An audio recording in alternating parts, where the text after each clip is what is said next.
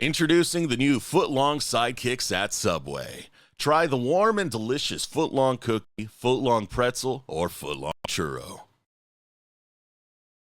Welcome back, one and all, to the LCS Challengers League presented by Subway. I'm Mazel. I'm joined by Joshi, and we are now, even though it's 7 o'clock, we're now getting into our second series of the day. And thank you all for tuning in and staying around, because now we have a lot of fun ahead of us, I feel like, with Supernova versus Mirage on the horizon. Yeah, and this is definitely a matchup that is a little bit different in terms of what we were expecting. Supernova is a team that a lot of people had middling to high expectations, depending on who exactly you asked, as to where they were going to end up. And they've kind of done okay compared to what we were expecting initially, whereas Mirage Alliance was another team that people weren't really sure what to make of them. There's a number of players here where it's like, well, that's not his role, and I haven't seen him in forever. True. We'll get to that in just a little bit too as well, because this team has seen a lot of shakeups from the beginning. And obviously Darduck going to the support role, Will coming in last second. When I talked with Will at the beginning of the season, he was actually just ready to go as a streamer for the year and just kind of find a way in if anybody was going to pick him up in summer. But he does find a team. He's willing to make a shot here with Mirage Alliance, and I think we've seen differing results of that, and I think some of the aggressive nature from this roster as a whole has come back to bite them, but we've also seen a lot of heartbreaking losses from this team. Yeah, I mean, their series earlier this weekend going up against Lit Esports was a banger, but we got to talk about their opponents a little bit here in Supernova, because this is a team that, again, a lot of people thought was going to be pretty good. There was a question on whether or not they'd be the super noobs, but it seems like they are a little bit more super powered. They 2-0'd Lit earlier this season, and had a really close series going up against Maryville as well, who has also been massively overperforming, and I feel as though Supernova should be expected to go into this one as a clear favorite. Now as we get into picks and bans of our first game of the series itself, I think Supernova, there are no fearless bans, I promise not you yet. that. Not yet. There's smoke and mirrors. Supernova, though, on the blue side. Mirage Alliance on the red side. Again, this would be a first series win for Mirage Alliance. They've won games, which haven't been able to close it out just yet. We get through the first phase of bans. The Udyr, the Nocturne, and the Senna banned by Supernova. We also have the Karma, Ashe, Olaf banned by Mirage Alliance. Much more meta bans actually coming out from the side. Actually, both of them, as compared to what we were seeing earlier. We saw, some of these popping up during the last series, but they felt like more targeted in ways that we don't see this time around. As the Varus is going to be coming out with this coming out for Array, has been looking quite good alongside the rest of the team. And of course, Varus, kind of just the best champion right now, just because you can do a little bit of everything with him. It's kind of crazy as well. Let's go, Jin. Pick it up back in the comfort zone of these NACL players. You got to pick it. It's gotta be something along those lines, or Blitzcrank. Take that one away. That's also fine. I mean, the Karma's already been banned away. I just really worry here that Alorm, as one of these players who's been around for a long time, has a champion pool. Right, he has his champions, and he will play his champions, and it doesn't matter anything else, but they instead will be giving a 0 over to RGS, so they have a lot of range to play with, but I really worry how they might deal with some hyper tanks that are still very much on the table. I think, all in all, yes, I think RGS has played a decent amount of Corki, 2 games already, but for me, he has been the brightest spot of Mirage Alliance. I think we've really seen an uptick in play from RJS this year. I know he's been very vocal in the past, hasn't necessarily gotten the shot that he was due, we felt like, but it really has been where he's the brightest part of the team, and we're trying to find ways for them to utilize that. And I think giving him the Azir, first and foremost, huge. The Hui and the Cassante, though, locked in for Supernova. Yeah, I mean, the Cassante is going to be giving a lot of trouble to these players, and we already identify as like, hey, we've seen what happens when Jin has to try and shoot this champion. I've done it in ARAMs, you've done it on the Rift. It is not fun to play up against this champion as a Jin, but the Hui, I'm gonna be straight up, Mazel, like, I played against this champion like 4 times now, and I still don't fully understand what he does. So, he just does a lot of damage, he does that really long range, and so, this is going to be an answer that we have seen come out a couple of times into the Azir, but it doesn't look as though Mirage is convinced that that is inherently where it's going. there's so many options into the Azir now, it feels like, where you have, like, for me, the premier one here in this game is the Akali. I want to see Shochi run around circles in RJS with the Akali later on, but it's so curious how a lack of those big counter champions has not really been there so far when we've seen the Azir in NACL. We do still have that flexibility for at least that Hui, but I think there's some variabilities being taken off the board here. We got the Orianna already, as well as that Bard ban. Yeah, I mean, it kind of makes sense going through it. You do want to try and take a lot of tools away from the Jhin, and also take away a very reliable engage tool. You set that up, and then it gives time for Jhin to open up with the curtain call and get the first couple of shots off. Not going to have that on the table at all right now. And so, one of the things that I really want to see coming out from the side of Mirage is some proper engage coming out, and the Rakan is a very natural thing. Dardoch has been, as the jungle to support, has been really focused on actually playing a lot of the engage supports instead of the enchanters. Which is a little bit different than I feel like what we've gotten here recently in NACL, but the Rakan, a lot of mobility, a lot of power to get out of lane, especially with the Jhin. I know as a Jhin player, I get left alone a lot of the time. I'm not saying who. But I think it is something to play around, and it's a very clear game plan, at least right now, for Mirage Alliance. On the other side, we get the Taliyah lock-in, so still flexibility there, but at least a little bit of strength coming in the spacing tools that they'll have. I mean, we'll learn very quickly where this Taliyah and the Hui are going, because they do have to pick another champion right now. No way. And interesting. It's the ultimate flex. That is not where I was expecting these champions to be going, but it ends up working out. It is going to be Shochi probably taking the Taliyah into the Azir, which is not a typical counter pick here. And the Hui going down towards the support role, probably.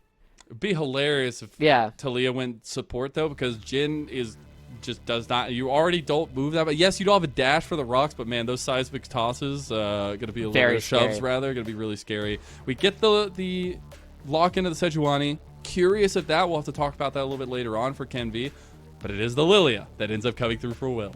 Yeah. Now, the big thing that we do see from this is that it is going to be kind of tough for Prismal to do a lot. We know he's a big playmaker, especially as an AD carry, despite the time that he spent as a support. Came back to AD carry, and we saw kind of a tragic series of events going up against Lit just last weekend. Or no, yeah, earlier this weekend, it was just a battle of the two AD carries, and Prismal, unfortunately, was consistently coming out behind Rockboom. He's going to have a tough time playing this game as well, because the range advantage a lot of characters will have against him. But the rest of his team should have a good time going in to the fact that K'Sante and Sejuani are not going to have the easiest time actually getting towards the back line. And so, I'm really looking at RJS, the shining star like you called them before, really taking task here to the rest of the team and taking down Supernova. Wondering after Friday, they kind of went back to it's like, Jhin might be good, guys. Let's see what happens. Rockboom kind of took us down with that one. But now Prismal with his chance at it, and Supernova with their chance to continue putting on the hurt on the Mirage Alliance as we get into game number 1 of this second best of 3. You got to take a little bit of stock. You talked so much about Mirage Alliance's style and how they're going to try to prop up RJS. Here on the other side, we do have a bit of a wonky draft, I feel like, but something that maybe Diamond's been cooking up in the kitchen here with the Hui, but also a lot of stability between Kenvi and Shochi. Yeah. The one other thing I kind of want to highlight here is because I hate this matchup up in the top lane. As someone who will dabble in K'Sante. I never want to play the K'Sante, but I'm willing to do it when it's necessary. Playing into the Poppy hero we is don't deserve. Miserable, because it is the kind of situation where if you take short trades, you are getting clapped as a K'Sante over and over again, just because Poppy's Q does way more damage than your Q. So you are forced to take these really long trades going into the Poppy, and it means that there's a lot of opportunities for Will to come up and try and turn that play on his head, because Faisal needs to fight for as long as possible to get a lead. Diamond going to utilize the extra strength of the double Qs. I think that one's like Vel'Koz W, right? It's called the Molten Fisher. And yeah, it doesn't explode twice, but it does just burn you as it touches. Ah, okay. Yeah, like every single one is like, oh yeah, it's an ability another champion has, but kind of, I guess. Yeah, it's like Corki W, except it doesn't move you. Does that? That's not gonna. That is way too many words. I appreciate it. I got the name right. Let's go. Nice. Dub. Either way, though, as we start looking at this one, it is going to be very important to watch how Kenvi and Pill will be pathing over the course of this game, just because it is. Yeah, it's always very fun because it is something where they can both gank different characters very easily. Yeah, it's the mirrored start here as well, so a little bit of differing focus is there unless we get a wraparound.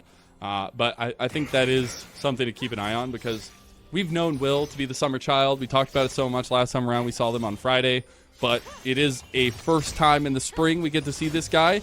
He has not let up on his aggressive playstyle. We still see him going for those, but the biggest thing that was a worry last year when we saw him was he finds those, but nobody else is with him. And I think we've seen less of those moments and more of the togetherness from Mirage Alliance, and that's what's led to a lot of the very close games we've seen them lose.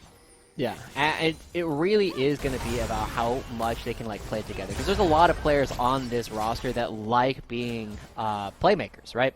I would say that basically everyone but Alorum is a major playmaker for their team. They're always trying to make things happen. And even then, it's not as though Alorum is not trying to make plays. It's just that, you know, he plays a lot of champions that are not necessarily going to be making plays all on their own. Like, I always think of him playing the Urgot, which is like, yeah, you can make cool things happen, but you're mostly just this ball of meat that people are going to have to chew through. You don't want to be chewing that for too long, at least. Another big change this year, we talked already about Manui and Perry being gone from the Fear home that they built together. Shochi also finding himself in a new home. Maybe not be the big focus this game to get ahead, but is something of note where he was the protagonist, it felt like, for a lot of Fear's journeys last year. Yeah, and he remains like a pretty hype player going into this year as well. We got to see his quadra kill earlier as well, and this is the kind of player who you give him the resources and he will deliver, right? But that's the thing, you need to give him the resources. He doesn't tend to play nearly as well with low amounts of gold, and so this is one of those games where I am expecting Kenvi probably wants to make sure he finds a lead going into RJS, but so far Shochi has been able to do it by himself. Will going to be hunting with his prances down bot side of the map. Prismo was looking for an angle to get the 4th shot plus Deadly Flourish, but don't find anything. It'll be just Will backing off again. And the quietest early game we've gotten, at least between junglers so far today. True. I mean, both of them very content to farm up as Prismo taking a little bit of damage, trading back and forth. And so far, we are still seeing that Supernova are winning 2 of the 3 lanes across the board. Kenvi hasn't necessarily found any advantage, but he also hasn't necessarily gone for anything too aggressive. He's just been farming his own side of the jungle, and this is going to be the first time with the priority from Shochi that they're actually going to try and make something happen. Will's on his way over here, though. Speed doing the Wolves to get this way. Will end up being spotted out and spotting out Kenvi. As a fight over the Chicky Nuggies ensues, it'll be gotten by Kenvi. Will now in some trouble here. Doesn't really have the skirmishing power against the Sejuani unless on the return fights. And it does end up going Kenvi's way. Yeah, I mean, the short fights, again, this is something that will be in favor of the Sejuani, but it will not be in favor the longer it goes. Oh, flourish. Nice little combo, but it's not going to end up in much. Yeah. Still, though, wave of advantage for Shochi and Array.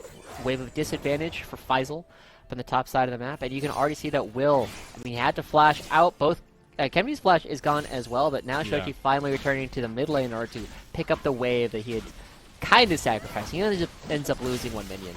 It looks like there was some continued skirmishing there on the top side of the map after we left that way. Meanwhile, Hui's doing some work on the Prismal here. Tower shot does go back. Dardoch able to trade back, but my goodness, now we have the flank of all flanks from RJS. The guy we said we wanted to get set up, and there's the Emperor's Divide to deliver Array right to the hands of justice and first blood to Mirage Alliance. And that is going to be a good kill coming out from RJS, giving it over to Dardoch. Not the best target in the world, but still punishing Shochi for his very long, extended play up in the northern quadrant of the jungle. Oh, no way. Diamonds cooking them up good, baby. The Hui support makes the difference. Now Shochi, he's in a lot of trouble now. RJS just back full mana, full health, and he's taking him out here. A couple more Sand Soldiers could do the work, but he doesn't want to trade the health bar down. Yeah, I mean, we're going back to League of Legends being a turn-based game here, Lennon. We got to see Shochi took his turn in the northern part of the jungle, and then RJS took his turn in the bottom half of the map, and then, well, we got to see a turn taken by Diamond as well, but as RJS comes through, not a lot of opportunity for Supernova to do much of anything here because there is still flashes available for everyone. RJS just goes right on in. Array tries to dodge it, but fortunately is not able to get out of that one and just goes right on over. The fact that Prismal goes down after is cheeky from Diamond. It is, and he just utilized it. This is a guy who's always looking for the little advantages everywhere he can get. Diamond, a storied player here as well as in the LCS. So exciting to see him being able to cook some things up. But for me, the biggest question mark out of the whole dance, being a little bit nitpicky, is the fact that Diamond and Ray had pressure that entire early game, didn't have a single ward to support them. So it's thinking about things ahead of time. Yeah, and we are seeing a lot of bottom lanes are kind of slacking on a lot of the wards because there are two different places that you really need to ward in a very different way. Shochi actually looking towards the top side. It looks like his Weaver's Wall is down. Not sure where that got used. It might have just been used to get back to lane quickly. But regardless, it is still a position where the gold lead kind of remains dead even, but Array still very ahead. There's a corruption combo. There's the damage done, and Prismal, once you get caught, you can't get out. Meanwhile, mid lane, RJS, he gets the beautiful Emperor's Divide and skirts his way to safety. Yeah, great stuff coming out from RJS to actually live on that one. Prismal has to use his flash as well, but it's still a lot of pressure coming out from Supernova across the board. Should be another plate going down as they try and clear it with the ultimate. Diamond is tanking so much there. The Spiraling Despair was available if they wanted to get that one down, but don't end up going. Kenvi has a move here onto the dragon. It's a late one, but it is a first dragon for Supernova. Yeah, I mean, it's part of the extended turn. Again, you force Prismo out of the lane, and suddenly it means that Kenvi is going to be uncontested will on the top side of the map. And Supernova, we are seeing that this Hui is absolutely dominating this bottom side of the map, and that is something that we should be expecting from Diamond for such a confident player. He was saying that his team is going to win the whole thing. He's definitely taking the role swap jungler to support and making sure that he's not having any fun in this lane. I think it probably gives him a little bit of smile on his face to be able to do that to Dardoch and Prismal. I don't know. I'm just saying.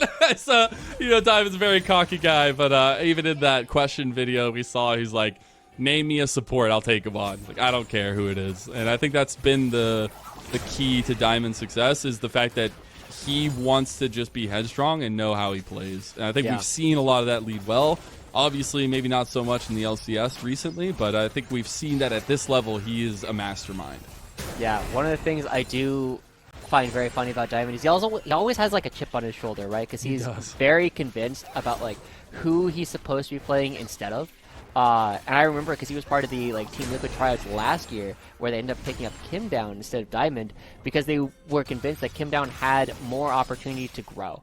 And this is a spot where Diamond, playing a new champion is definitely the kind of thing where if you can showcase you still have the ability to play all kinds of cool things that you can go with some of the new tricks and old tricks you're set up.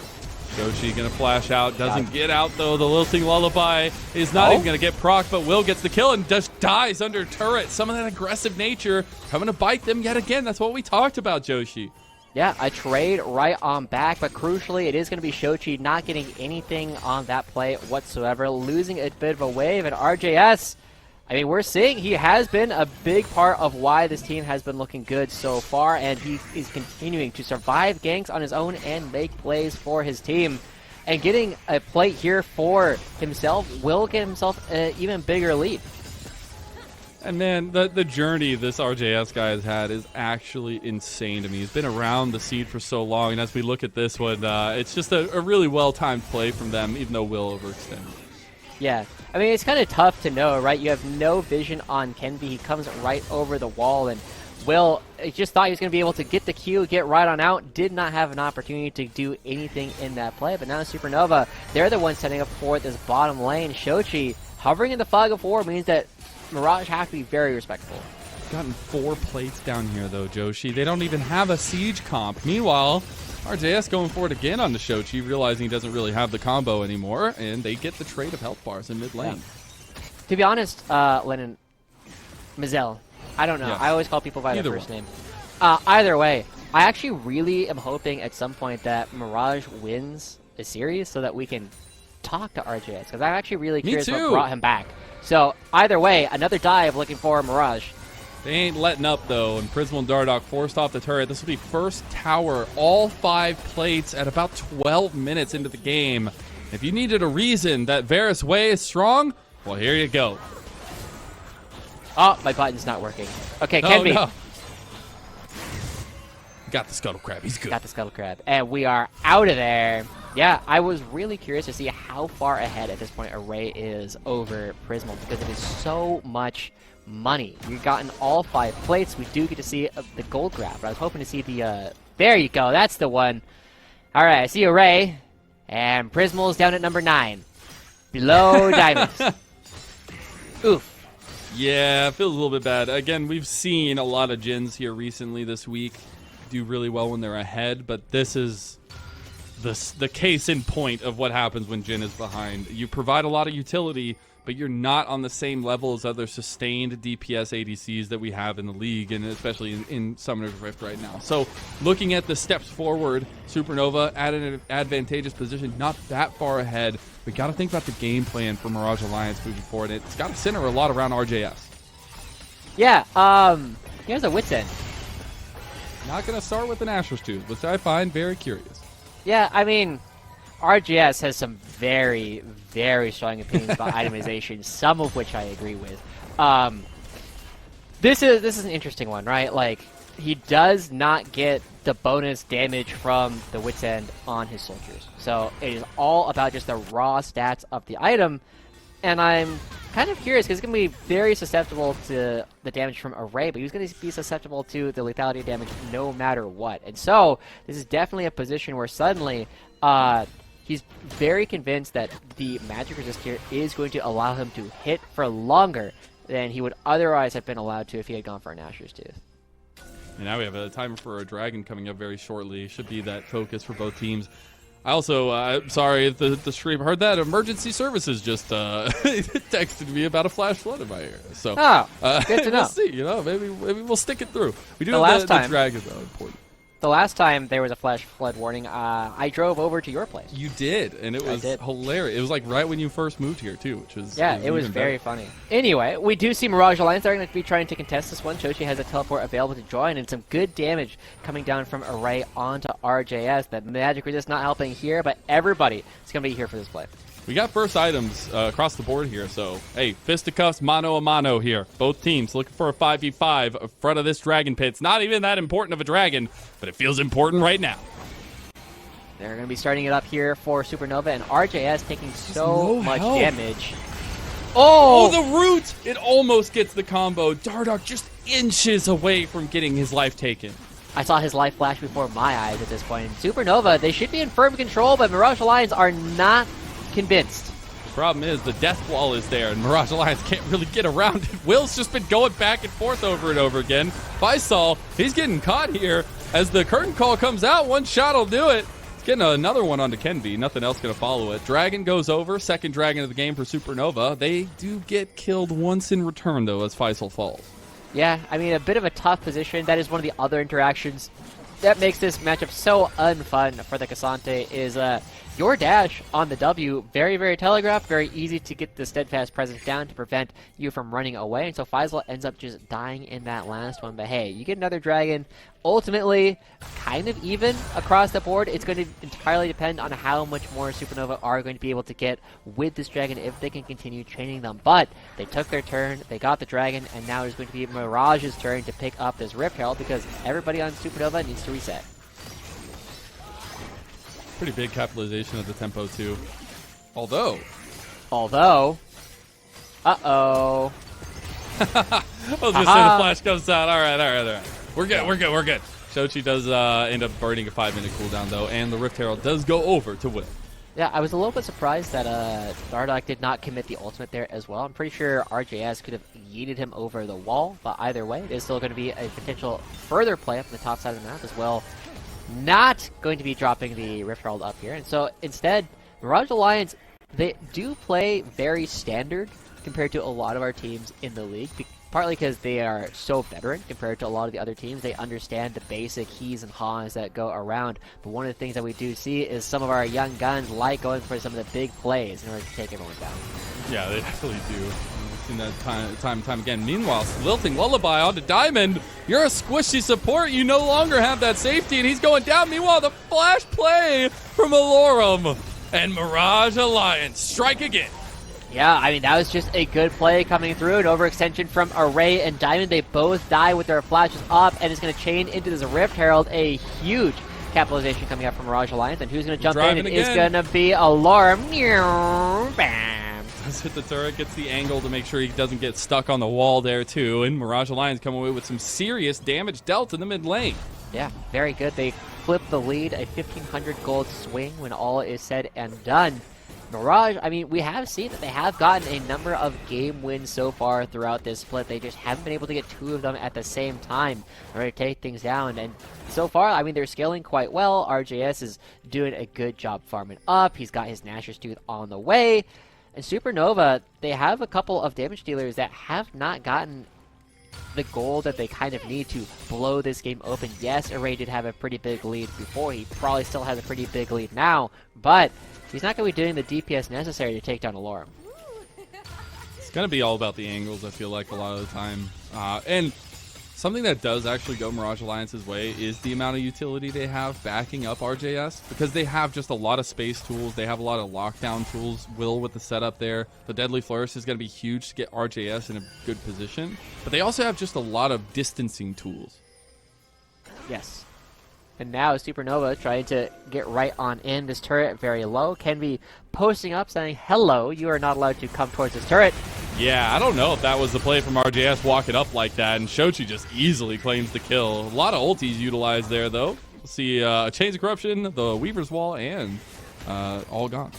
All gone. Alorum going to be getting a turret on the bottom side, though, so it is just the kill in advantage coming out for Supernova, which is A-okay as they take down a structure for themselves. But they still need to be very careful how they play around this mid lane turret, right? They can pick this open, and they can really leverage a lot of the pick tools that they have in their composition. It'll really help a lot of their play around these upcoming dragons. Diamond has the Spiraling Despair. He's going to hit it. Hello. There it goes. And nice. Immediately, Prismal's just off the map. Here comes the rest of Supernova's aggression, and it's taken out onto the members in mid lane of Prismal and Dardoch. Kenby just taking so many turret shots during that entire thing, and they get an ultimate coming out. They get the cleanse from Prismal as well at the cost of Kenby's flash. And so we're setting up for Supernova yet again. They don't get the turret, but they do have the tempo to take another turn because that one was successful. They will be available to play for this Infernal Dragon. And we've just had 1,000 gold swaps going back and forth for the lead. 20 seconds away, though. Feels like Supernova taking that front-footed advantage to get over here. Will be in position, and you have TP available for RJS as well. Frozen Heart, importantly completed for Alorum, while that Crypt Bloom for Shochi is there. And Will and Kenby skirmishing for the Scuttle Crab. This is very definitively in Will's favor at this point, probably because Kenby has already taken so much of his HP. Does not have the time to jungle privilege his way back up, but here's a teleport coming through from RJS. Will has a double burn item right now. He has Leandries and Haunting Guys. RJS going for the big shove. He gets stopped. He ends up getting him anyways, though. Shochi, he's burned down. A big Chains of Corruption came across, though, in an all-out. Hello. Dardoch dashing his way away, but RJS is now the target, and one more touchdown will do it. Faisal gets him. Dardoch over on the Dragon Pit here trying to make his way around, but Faisal still has the all-out available, or at least going, and looking to press forward. Kenby very healthy here, trying to take this red buff for everybody, and it does go through. Dragon now the focus. And they're coming right on around. He has his ultimate coming up in just a second. It's coming up. Weaver's Wall is not there because Shochi is gone. You got the Glacial Prison now available. The Spiraling Despair is coming up as well. You really need the timer to come up for Supernova. Here comes the Dragon, though. Kenby steals it! As the chatty is, the Keeper's Verdict is big, but now Supernova are committing right back, and Faisal's already found the backline. Array is doing some work, and here comes the protagonist of Shochi to cut him off at the head. Shochi will have the distance, and Dardoch trying to shut him down. He's throwing rocks, and eventually those rocks will stick into the bones of Mirage Alliance.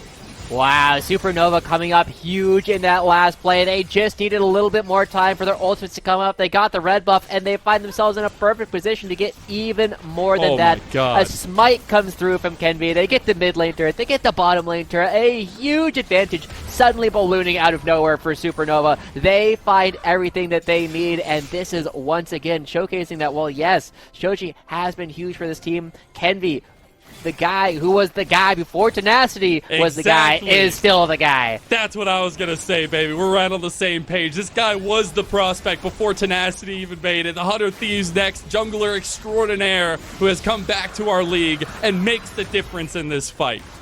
Yeah, as they go right back on in, we get to see how difficult it is for Prismal to do any relevant damage to both of these tanks. And then Shochi, because he died faster, his teleport is still up. He's able to join and create space and buy enough time for the rest of the team to actually help find more kills.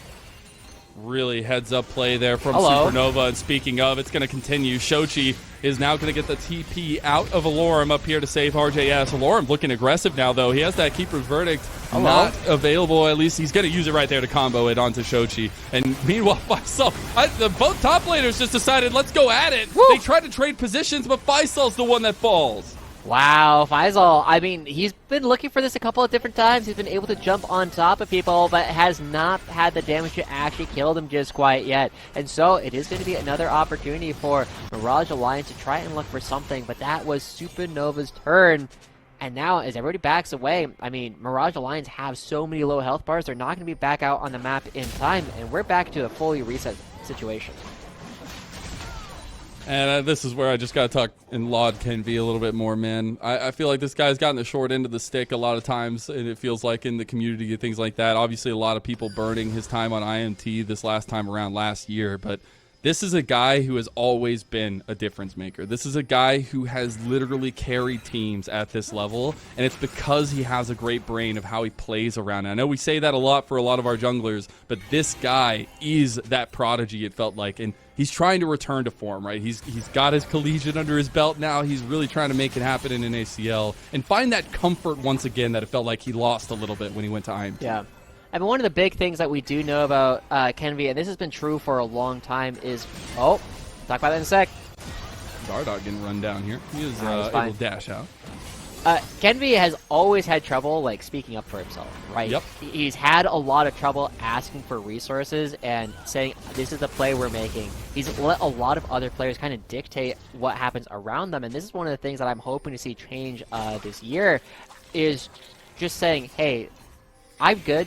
Follow me, and as long as we are making the plays that I think are good, we're going to have an opportunity to actually win a lot of these games. So the fact that he is consistently trying to find a lot of these plays by himself more aggressively rather than opportunistically, I think is a good sign for his potential growth. We'll see if that continues here. Obviously, we finally are getting some decent item completions across. We finally got the Nashor's Tooth, second item complete for RJS. I'll have a little bit of ticking damage. But at least some of those things really are going to be important to keep an eye on, because we have third item spike for Array as well. Yeah, and that's a lot of damage coming through. He's going to be completing the Muramana in just a moment as well. And so this is a lot of DPS that he can do at very long range, whereas Prismal, still not there yet. He's still only on 2 items, does not have any further damage to do, and he's committed. It's like, yeah, I'm not doing any damage to the front line. I am going to instead commit to trying to blow up all of these squishy members from a distance with Curtain Call. And I mean, it just means that you have limited options as we are now setting up for the next dragon 30 seconds in. Dude, that was a hail of arrows that just did like a quarter damage to Prismal right there. That's insane. Meanwhile, Supernova, they want to pull the trigger here. They've got Faisal coming in. He's got a full stacked health bar, and Mirage Alliance are on the wrong side of town. I think Dardoch's going to try to find an angle here. RJS goes for Diamond. Diamond, the big puzzle, but he goes in with the flash, and now the curtain call's out, but Dardoch's almost already dead. And that curtain call's not doing anything. You got to watch out. Okay, Shochi not going to get the angle. Shochi is now in a lot of trouble. He does find himself caught out flashing, but the Keeper's Verdict is there to keep him in tow. Will's going in with a lilting lullaby. He gets him in the wall, too. They actually found a little fight, but look at the health bars for Mirage Alliance. They just can't hang. Meanwhile, RJS, he finds it, and Mirage Alliance, RJS at the helm, will find the fight and go for the Dragon Soul Denial. Wow, huge fight coming through Shochi. We often say, like, he will deliver, but he goes too far forward. And so many trades back and forth in that last fight does result in Mirage Alliance. They stop the bleeding. They are able to find some time, and they are still on the board if they try and actually go for this Baron buff. RJS will shred it, but Kenvi, I mean, with 20 seconds left before he can even be on the map, they don't feel confident enough trying to do it in Faisal's face. Just a really roughly set up fight for Supernova. They do end up taking a tier 2 in mid lane because of the Winions, but this is the symptoms of a problem that maybe can start rearing its ugly head a little bit more in Mirage Alliance's favor. Yeah.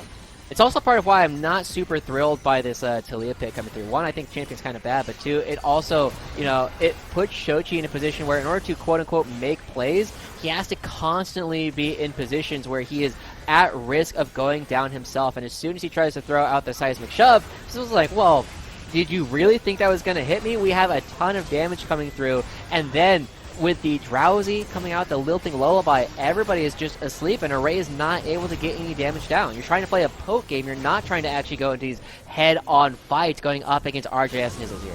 Not gonna lie, that trap from Prismal is actually kind of clutch. It slows down the advance of Shochi there at the last second to get Will in position. So some good utilization of some of that utility we were talking about earlier, but it's still where Supernova on the front foot.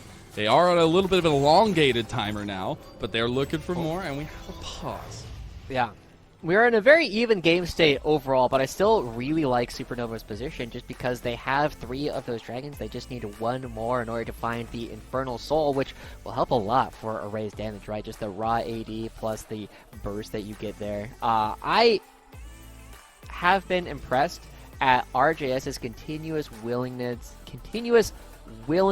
to go for these big plays kind of across the board, right? That time he tried to find it onto Diamond, and even though Diamond was able to flash out, it's the kind of thing that will set up for Mirage Alliance to actually find some of these team fight wins. Yeah. And then again, we just saw a very big punish on some of Shochi's positioning. I really am hoping to see him on something that can actually make those kind of plays because they have more mobility to play with.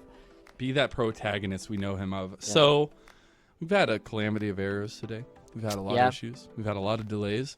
Oh, no. Prismal, I hope you're okay. His fire alarm has gone off. So this is why we're paused. And hopefully we'll be getting Prismal A-okay here very soon. But that is where we're at. Do you happen to know if Prismal is in an apartment or a house or what? I'm going to guess it's an apartment. Because I know, like... Because I remember hearing that he was going back to school. And I know that you are mandated to leave the building when there's a fire alarm going off. Absolutely. Yeah, in an apartment.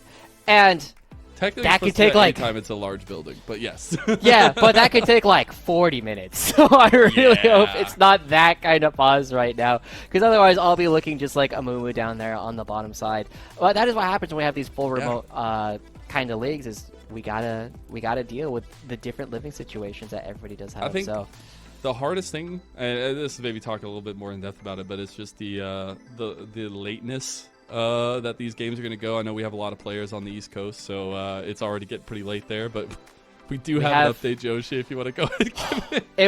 It was fast. It looks like we're probably going to get back into it pretty soon because it was his roommate triggering it while cooking. So normally you let him cook, but this time please wait until after the series is over. Don't let him cook, Prismal. Take the kitchen away from him. We're back in it, though. And luckily, it was a pretty big lull in the action during that, so at least both teams not having to come back to a very contentious moment. And speaking of, I think we are getting to the point where item differentials are really going to matter. We also got the Lich Bane for RJS now. That is huge. Real quick, before we talk about that, I do have to call out one of our producers for saying, I do that all the time. Apartment fire alarms are sensitive. Clean your damn stove! That's where all the smoke comes from. It's just like the food residue that gets on the burner and things. And that's how you avoid most of the apartment fire alarms. Anyway, and don't put water with grease. Yes, that is a very, that's a big one. Either way, getting back into it, we do have items coming through, and RGS is tripling down on the attack speed style build with the Lich Bane coming through. A little bit of attack speed there, a little bit of attack speed from the Wit's End, a little bit of attack speed from the Nashor's Tooth. He's been attacking very, very fast, so he is very much committed, not for a poke style build, but rather in order to get the maximum damage out over time. He knows he's the one who needs to kill Faisal and Kenvi, and he's going to be trying to punch them through very quickly. And we saw that's not bad, just for a couple of auto attacks. Yeah, not too bad. The question does become, though, how you get that into the fights. I think, obviously, you can play around objectives really easily with that here. But typically, you go with, like, a Rabadon's already at this point as your third item so that you have the backup damage in your AP to really make those pokes stick. We'll see if it continues, though, because Supernova, again, they were still on the front foot before we went into our pause, and they are still here now. We have about 2 minutes for that dragon. Yeah. One of the things that Supernova is going to struggle with a little bit is they don't have a ton of damage to actually kill the Baron, right? Talia is not the fastest at it, it's okay, and the lethality of Varus also not the best at actually dealing with this objective, and so I think that they are probably waiting for another minute and a half in order to actually play around the upcoming Infernal Soul, like we were already talking about, just because they can kill that one relatively quickly. They have the tools to do that, they have 5 members, and it's such a win condition that Mirage Alliance cannot play around, and they are forced to respond to how Supernova wants to interact with it. I just watched this little mini game unfold. Literally 4 control wards in a regular ward just got cleared out of the Baron over and over again. I just watched Will put his control ward there. So no matter how many times you kill it, Supernova, Mirage Alliance will make sure there's a control ward in that Baron pit. Oh yeah, every single one of those that goes down is also a 100 gold swing, so you gotta be kind of careful about how many control wards. I'm just saying, like, this I know. continuously cleared the... Here you go, have 25 more gold. Thank you very much. Thanks for spending 75 on that. Okay. Oh my god. That's a lot of poke. Oh, Cirilla's Grudge came through from Ray. That's really big. It means he can actually hurt Alorm. He's also got the opportunity. That was the newest item completed, at least there. So you have some decent damage, but 30 seconds until Mirage Alliance need to find a way into the pit. And they have so much control here on the side of Supernova. They also have the Weaver's Wall, which we haven't seen used to like lock people out. It's kind of been locking people in so far through a lot of these plays, and so this should be very difficult. Now, are there any wards? I do not see any on the side of the southern quadrant, so this should be a very difficult teleport if Mirage Alliance want to do anything there. So they got RGS's TP into the mid lane. They have that frontal pressure here, but now Alorm going to channel up that Keeper's Verdict. It goes wide. Look how much the poking is starting to do to Mirage Alliance. And Supernova are in a good position to keep this one going. One big Swirl Seed does make a difference, but it's not going to hit. You're not going to find that little thing Lullaby. Now lock him out. Close the door. Close the door, Shochi. Diamond's looking for the snipe on the Dardock. Diamond's looking for it, but Alorm is the one that's getting sniped. No, he goes for RJS. And the shutdown goes to Kenvi. As the embers soar, so does Supernova. And it's looking like a galactic difference here. Wow, who needs to close the door when they just come right on in the wrong side of the death wall? And that is going to be Will and RJS going down. And this is a perfect position once again for Supernova. They get the Infernal Soul. They just go right on over to pick up the Baron as well. A huge lead suddenly arising for Supernova. And they should really be expected to kind of pick this one up. This is a team that everyone was saying was kind of on the same tier as Team Liquid and Disguised. And now people are starting to think they might be even better considering the recent lack of success that those two teams have been having. Another 25 gold giving over to Kenvi, courtesy of Dardock.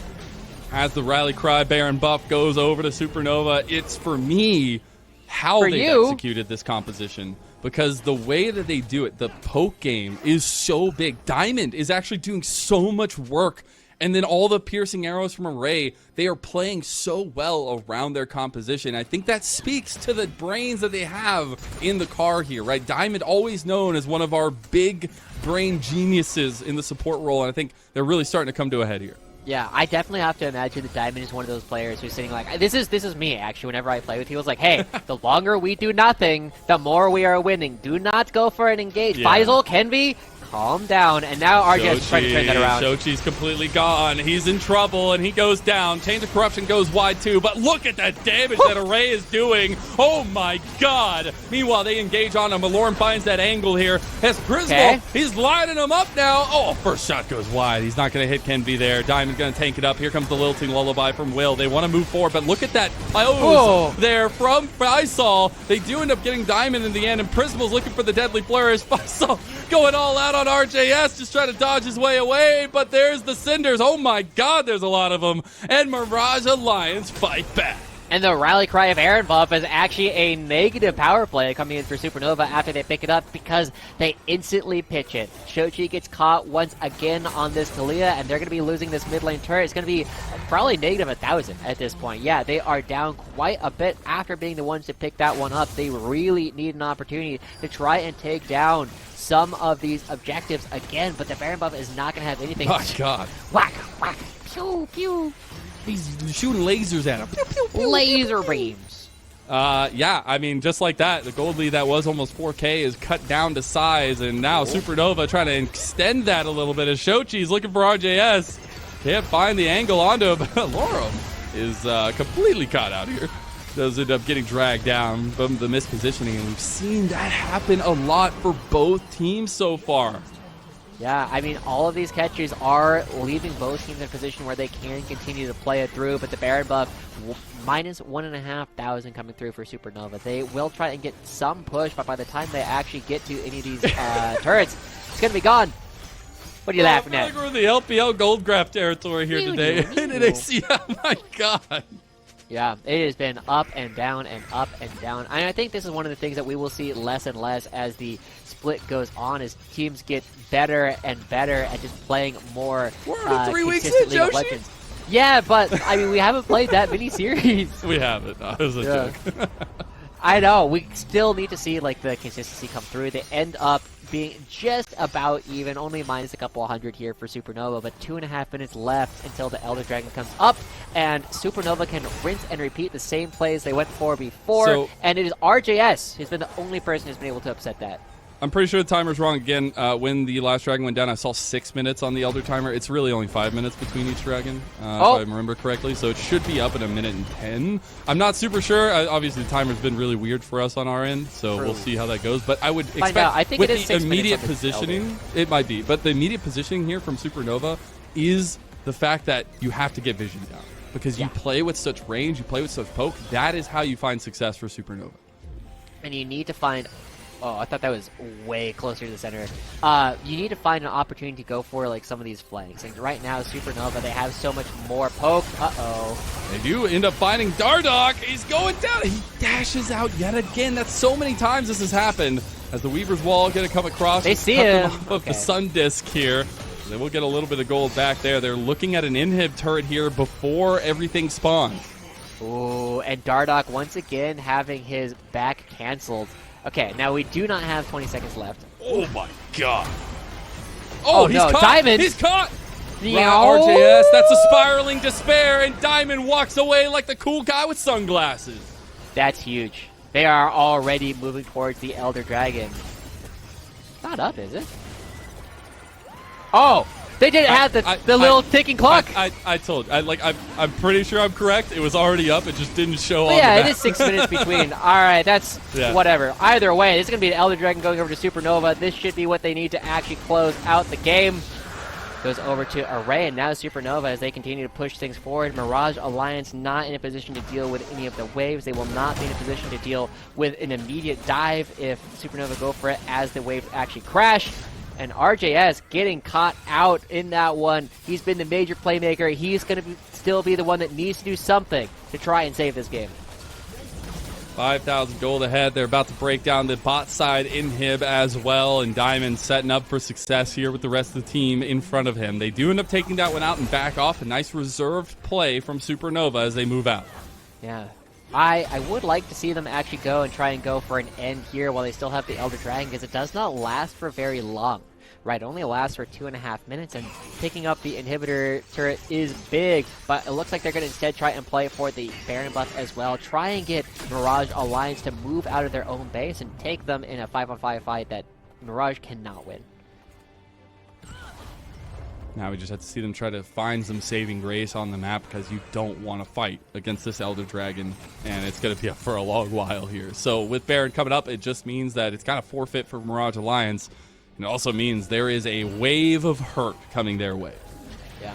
and it's really, really tough for Mirage to do much of anything at this point. You're kind of just waiting for Supernova to go in and hope that they make a mistake. That's about the only thing that Mirage Alliance can do from this position, and they are still looking to find their first series win, whereas Supernova looking to pick up their first game in this series. They just have one more push to actually go for, and again, looking at Kenvi to get the fight started. And it's so crazy, right? For the Supernova roster, looking at their track record here, they didn't even play in week 1 of our league. They won 2-0 over Lit in week 2 and lost over MU in week 2, 2-1 in a heartbreaker as well. I know both these teams have been really trying to make things work and find ways in. Right now, it's looking like Supernova fate. Yeah. There's also only about 30 seconds left on this Elder Dragon. They need to find something, and they go.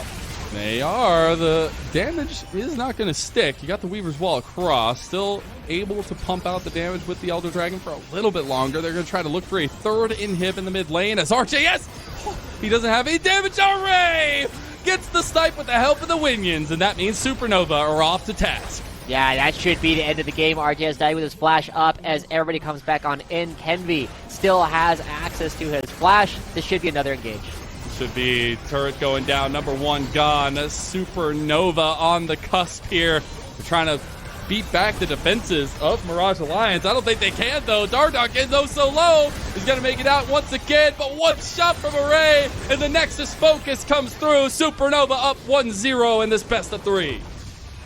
And ultimately, Supernova, it was a little bit more chaotic than I think Supernova wanted it to be. Shochi going a little bit far forward, but hey, they are still able to take it down. I want to give a lot of credit over to Kenvi in that one in particular. Some great engages, really locking on the people at the lead, and just punishing RGS for trying to make too many plays. Feels like the 100 Thieves next guys are coming back with a vengeance here this year. I don't know. We got to keep an eye on that storyline. As we do head to a short break, we'll have our game 2 after this. They said it couldn't be done. They said the world would never accept a cookie this long. Or a churro, and probably not a pretzel either. They also said, under no circumstances should those really long and delicious treats be wildly affordable. To which we said, but we already made them. And they are. Introducing the incredible new foot-long sidekicks. Get one at Subway today.